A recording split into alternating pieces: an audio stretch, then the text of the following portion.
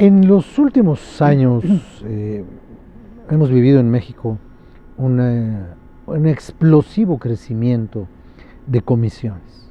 Conforme van aumentando los órganos autónomos o semiautónomos en algunos casos, va aumentando también, o venía aumentando hasta hace unos meses, la creencia de que los órganos reguladores estaban a su vez regulados o limitados por aquellos a quienes ellos debían meter al orden.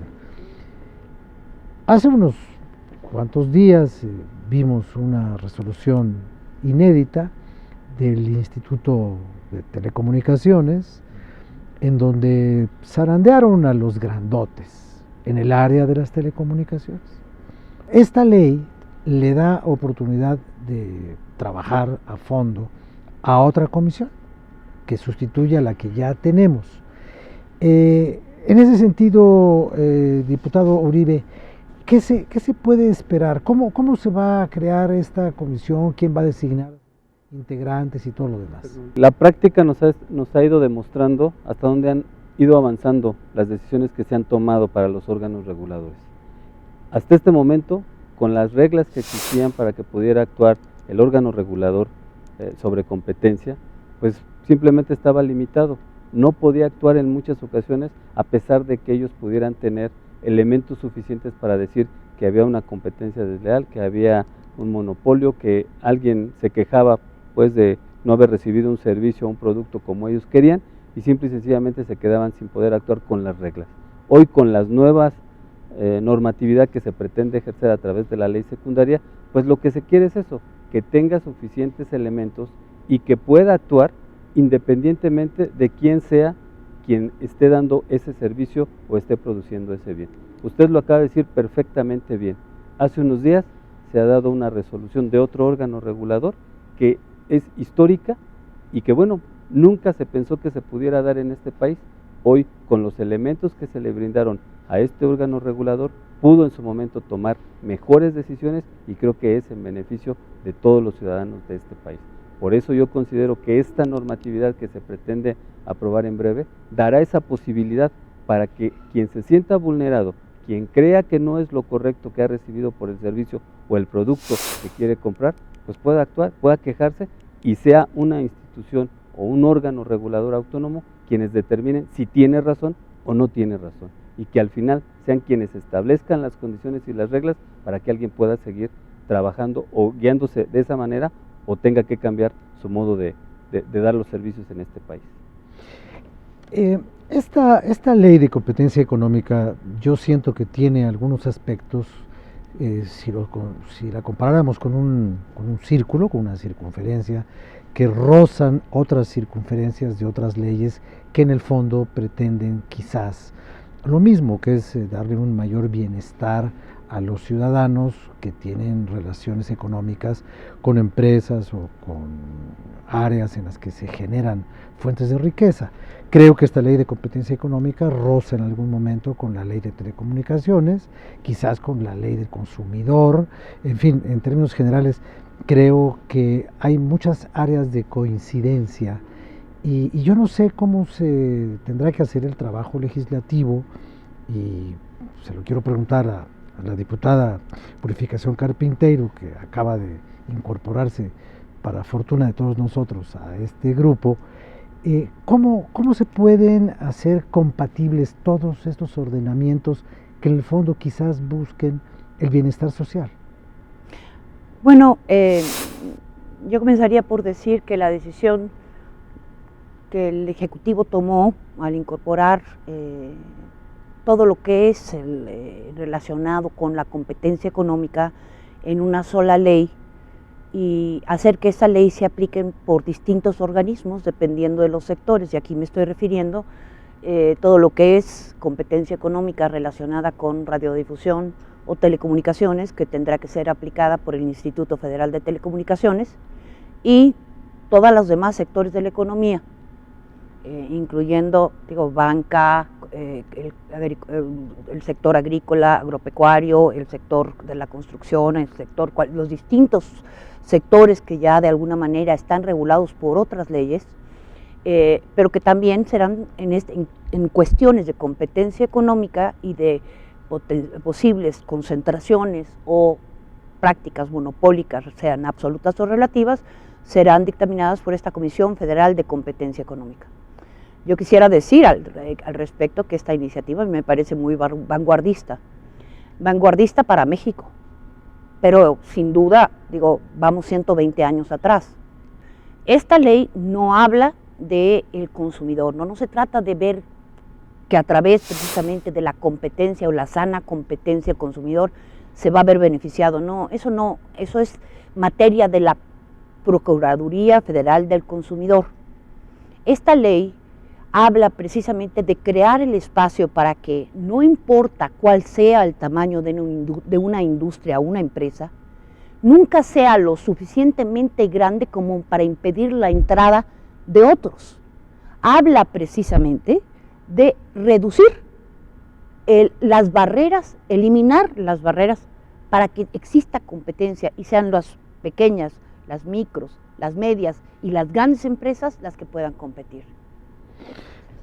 Dicho de otra manera, diputado Gutiérrez de la Garza, esta ley lo que pretende es poner orden en el mercado.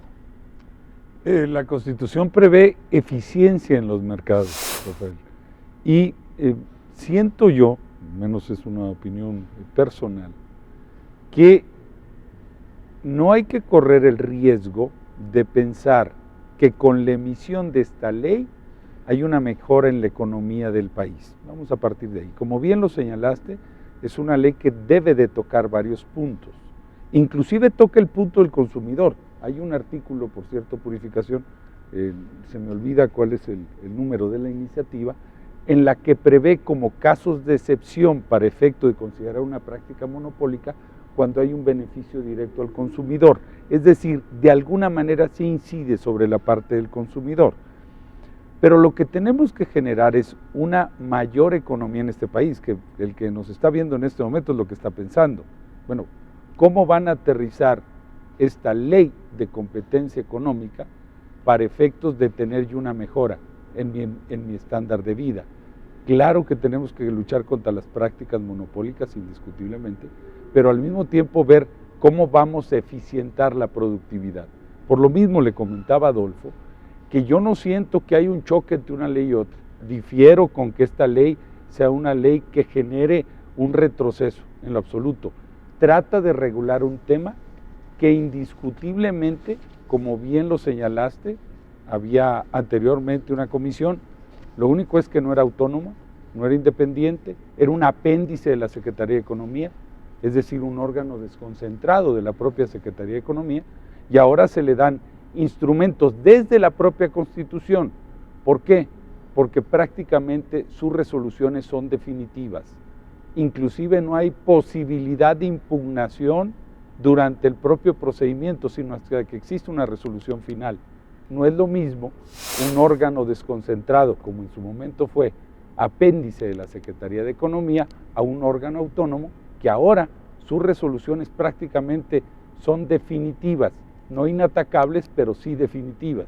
Entonces hay que tener mucho cuidado en no afectar al propio tiempo los elementos de defensa de ese agente económico sobre el cual incide determinada resolución. Muchas gracias.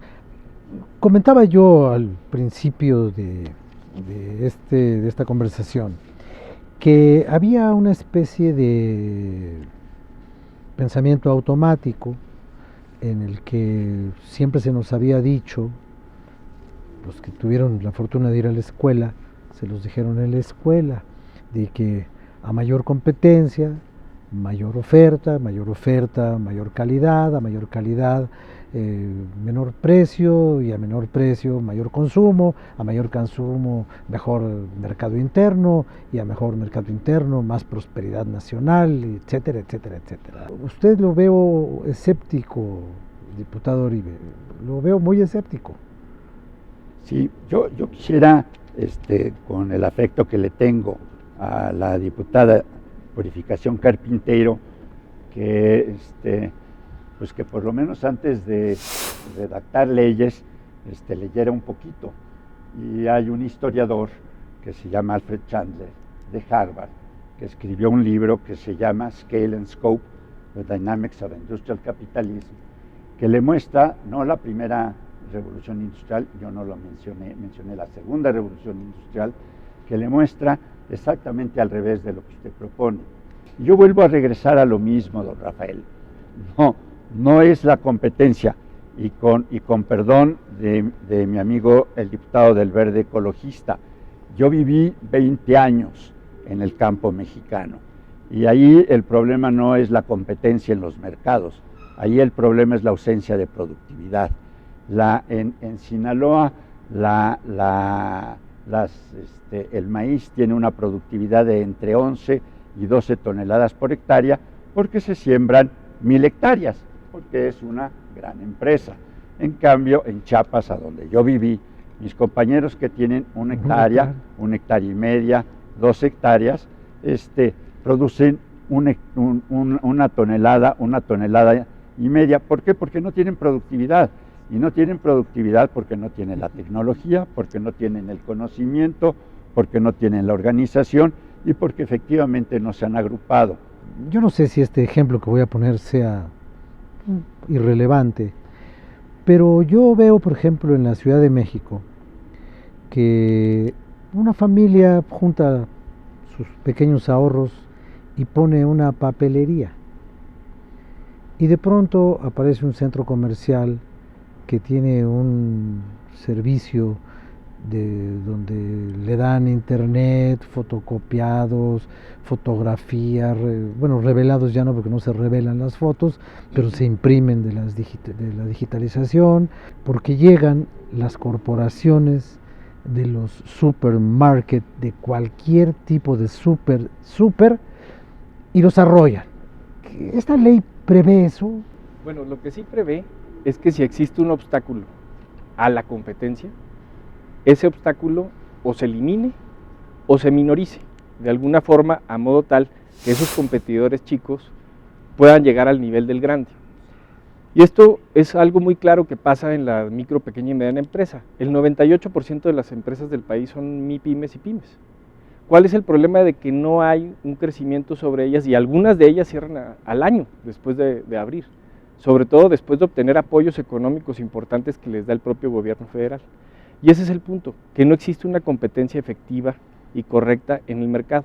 Yo sí pienso que esta ley sí incide también para elevar la productividad. ¿Por qué? Porque si tú tienes las condiciones adecuadas para competir, entonces vas a producir más, y nos íbamos a la primera referencia que hacía usted, en el sentido de que a mayor producción, mayor calidad de productos más baratos, mayor diversidad de servicios. En ese sentido, la ley, yo veo que retoma en todo sentido la reforma constitucional que aprobamos y que fue publicada en junio de 2013.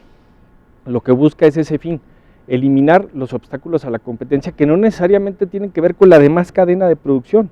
Aquí la idea es que esos productores de maíz o esos productores de café no tengan un obstáculo para comercializar su producto, que no tengan una práctica desleal a la que se estén enfrentando. Eso es lo más importante, o que no tengan a un monstruo enfrente que no les deje la puerta abierta para ese centro comercial, para ellos también poderse establecer, o bien que el que les da esas materias primas que van a vender, no se las den al mismo precio al grande que al chico.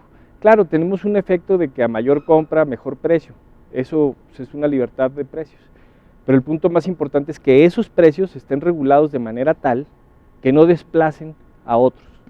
Ese vendría siendo el punto que yo vería que la ley protege perfectamente. Muchas gracias. Vamos a hacer una pausa porque ahora tendrán quienes nos miran oportunidad de ver y escuchar la crónica hebdomadaria. Hebdomadaria no es que esté fea, es que es cada semana, de Miguel Reyes Razo.